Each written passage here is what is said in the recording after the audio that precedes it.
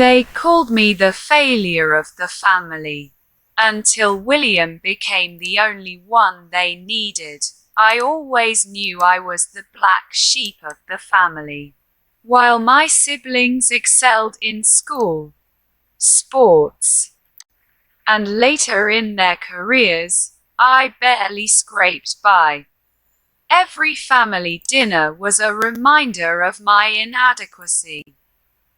Aunt June would whisper, "Look at William, what a disappointment." Cousin Mark would smirk, "Maybe he'll finally do something right someday. But don't hold your breath." I wasn't stupid. I just didn't fit their mold. While my brother thrived in finance and my sister became a lawyer, I struggled to find my path. Every failure was magnified, every mistake a family anecdote. They didn't see the nights I stayed awake studying, the jobs I took just to pay rent, or the creative projects I poured my heart into. To them, I was nothing. The breaking point, the final straw, came on my 28th birthday. My parents threw a party for my younger siblings, bragging about their new promotions and successes. Then my mother leaned toward me and said, "We wish you could be more like them, William. You'll never amount to much." I smiled, but inside, a quiet fury began to build. That night, I made a promise to myself. One day, they would need me, and I would not fail them, or myself. The rise of William I left my hometown the next week and moved to the city. No contacts, no wealth, no support, just determination. I threw myself into building a career in tech. I started small, repairing computers for local businesses, then slowly launched my own startup. It wasn't easy. There were moments I thought I'd fail. There were nights I slept in my office, surviving on instant noodles, questioning if the sacrifices were worth it. But slowly, William, the so-called failure, began to thrive. Within 5 years, my company had grown into a mid-sized tech firm. We were creating software solutions for multinational companies. Suddenly, the name William started to command respect, not pity. The family's shock. One afternoon, I received a call from my mother. She sounded hesitant, almost nervous.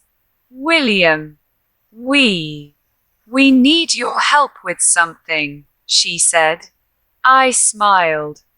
The same mother who once told me I'd never amount to anything now needed me. My siblings, too, had started facing crises in their careers. Mark had mismanaged his investments and was on the verge of bankruptcy. My sister's law firm was losing clients due to a scandal, and she had no one to turn to. It was my moment. I could have ignored them. I could have held grudges and let them suffer. But I didn't. Instead, I offered them help, but on my terms. Reversal of power. I set conditions. My siblings had to publicly acknowledge my role in their turnaround, and my parents had to apologize for years of belittling me. It wasn't easy. My family tried to resist. "William, we didn't mean it like that. my mother would say. But I held firm. Slowly, they realized the tables had turned. They needed William, the one they called a failure. Mark's investments were salvaged under my guidance. My sister's law firm regained clients after I implemented tech solutions that modernized their operations. Even my parents' family business, which had been struggling, flourished after I stepped in. The sweetest moment the day it truly hit them was at my 35th birthday. I invited the entire family to celebrate. As we all raised our glasses, my father cleared his throat. William, we underestimated you. You've shown us what we never could, he said, his voice heavy with shame and pride. I looked around. Mark and my sister nodded, genuine gratitude in their eyes. It was the first time in decades that I felt recognized, not just for my success, but for who I was as a person. I didn't gloat. I didn't rub their noses in it. Instead, I felt a quiet satisfaction.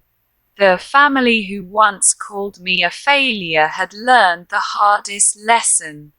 Never underestimate the one you dismiss. The lesson William, the failure, had become the pillar they couldn't live without. And in that transformation, I found my own redemption. Sometimes revenge isn't about humiliation. It's about rising so high that the ones who doubted you have no choice but to respect you. Black sheep. I grew up in a family where success was measured in straight A grades, athletic trophies, and flawless careers. I never fit that mold. I struggled in school, barely scraped by on exams, and my hobbies, writing, tinkering with old gadgets, dreaming, were mocked as useless. Family gatherings were the worst. My parents would smile at my siblings' achievements, and then glance at me with thinly veiled disappointment. William, why can't you be more like your brother?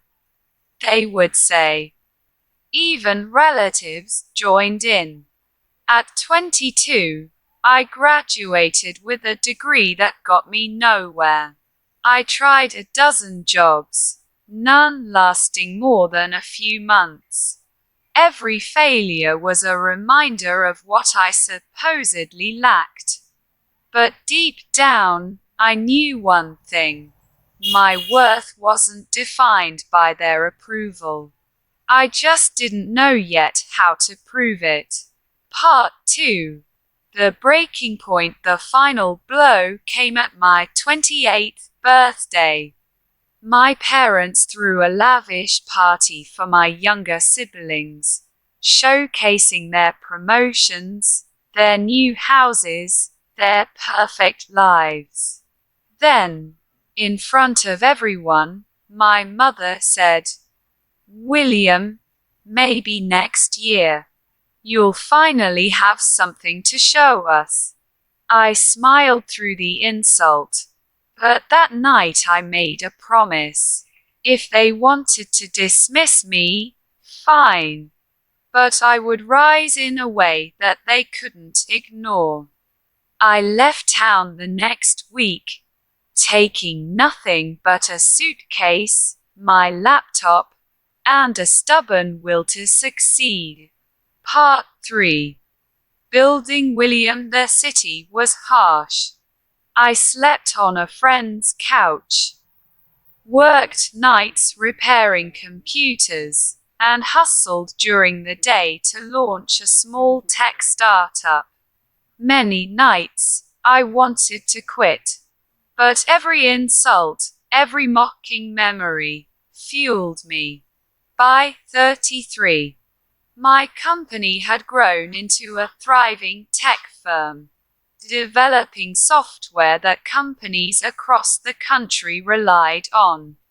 William, the failure, was now a name associated with innovation and trust, not ridicule.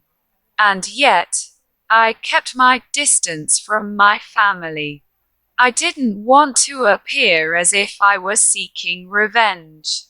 I wanted my success to speak for itself. Part 4. The family cracks. Then came the call. My mother, hesitant, nervous. William, we need your help. I laughed quietly. The same mother who belittled me for decades now needed me. It wasn't just her. My siblings were struggling too. Mark had invested recklessly and faced bankruptcy. My sister's law firm was losing clients due to a scandal. Even my parents' family business, once stable, was on the brink of collapse. I agreed to help, but on my terms. They needed to acknowledge the years they dismissed me. Part 5. The reversal. I arrived at their doorstep with a calm demeanor but an unshakable resolve. I can help, I said, but only if you listen to me completely. Shock ran across their faces. This was the same William who once stumbled through life. The one they had mocked. I started slowly. I helped Mark stabilize his investments, transforming failing ventures into profitable opportunities. My sister's law firm regained clients through technology solutions I implemented. I streamlined my parents' family business, modernized their operations, and turned their losses into profits. All the while, I watched them adjust to the reality that William was no longer a failure. They needed him. Part 6. Tension and drama. Of course, not everything went smoothly. My siblings resented me at first. Mark argued, I don't need your help. I can fix this myself. My sister sneered. You think you're better than us now? I stayed patient.